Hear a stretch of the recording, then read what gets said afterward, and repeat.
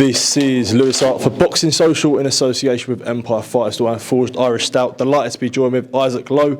We're back out this weekend in Bolton. Bit of a bittersweet one for you two. Obviously good to be back out, but obviously frustrated that you're not getting the opponent you wanted. But how are we feeling? Yeah, compared to last week, a lot better. I'm just happy I've got a fight, do you know what I mean? Going back a week ago to have 11-week hard training camp, put everything into it, financially, everything, got away from my family for 4 or 5 weeks. Obviously, it was a big fight against Lee, do you know what I mean? It was against for the WBO title. It meant a lot for both of us, do you know what I mean? I think it was a must-win fight. To get a phone call when I finished my spar and finished my last spar to say it was off. And then I wasn't fighting in February. I said, well, how does that work like? Do you know what I mean? I've done 11-week camp, put so much into work like. Not been to work, not been paying no bills. Christmas is around the corner. Obviously, I need to fight. I don't get paid if I don't fight. It's just simple saying, "Oh, we'll see you in February." I said, "I need to fight," and I don't care who it is. Thank you to Nissa. Thank you to the Sowlands. They've got me on. So big shout to Nissa. But not really what I really wanted. Obviously, I wanted to still fight for the WBO title. I wanted to do. I've done my training for it. Wasn't all right. Lee pulled out with an injury, but we could still make that fight. Still keep me on it. Do you know what I mean? But I'm on the show, and I'll get. And hopefully, I've got to be switched on because the guy, all these wins has come by knockout, and just him on the scale is a big lump. Do you know what I mean? Yeah. So that'll keep me focused. So I'll go in there tomorrow night and do the job.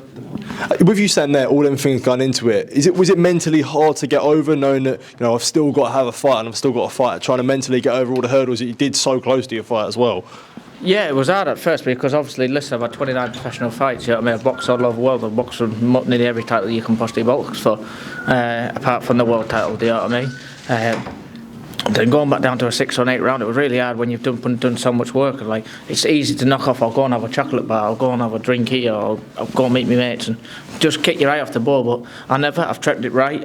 For the first few days, obviously a little bit of shit. It was hard. And I've got myself back on track, and I've took this now. I'm fighting Lee. I mean, tomorrow I've just weighed in against Lee. Then to me, yeah. I'm treating it the same. I get through it. I know he's a dangerous opponent because he's a big puncher. Do you know what I mean? He might have lost 4 or 5, but every one of his wins has come by stoppage or a knockout. So that tells you something. If he catches you, he's hurting you.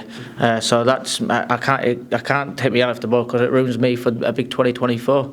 So I'll go on here tomorrow, hopefully look $1 million, do the part, and then move into next year and see what the year brings. If we can make the fight with Lee or whoever it is. I want some big fights now.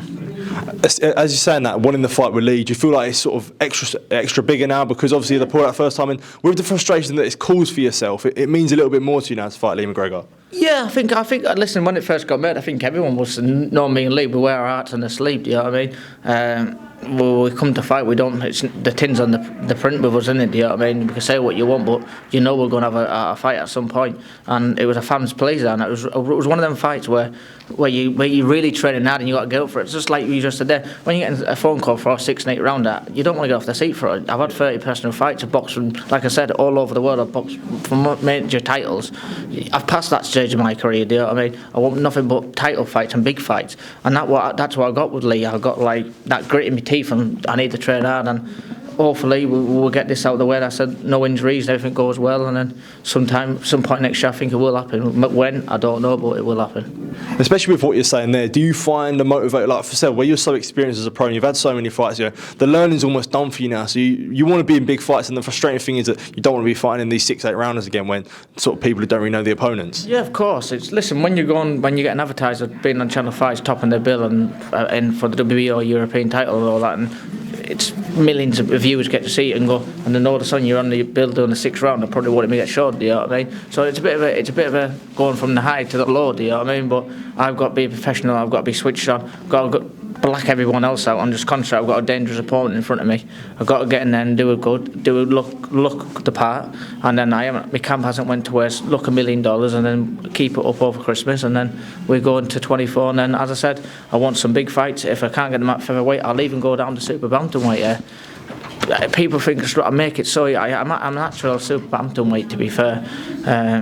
But we'll see what happens. Absolutely. One person that you're always sort of in camp with is Tyson Fury. He takes on Oleksandr Usyk, and I'm sure you sort of want to be training in around it for a big fight in yourself, February. What would you think we can expect when he fights Usyk? A point to prove? Oh yeah, I think you see the best Tyson out by a mile now. I think every time he's had a bit of a bad performance, he always comes back 50 times better.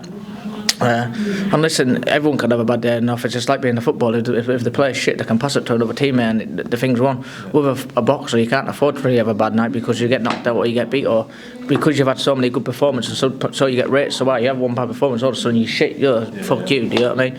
But that's good. There's no pressure on him, really. Go in there and enjoy it, do you know what I mean?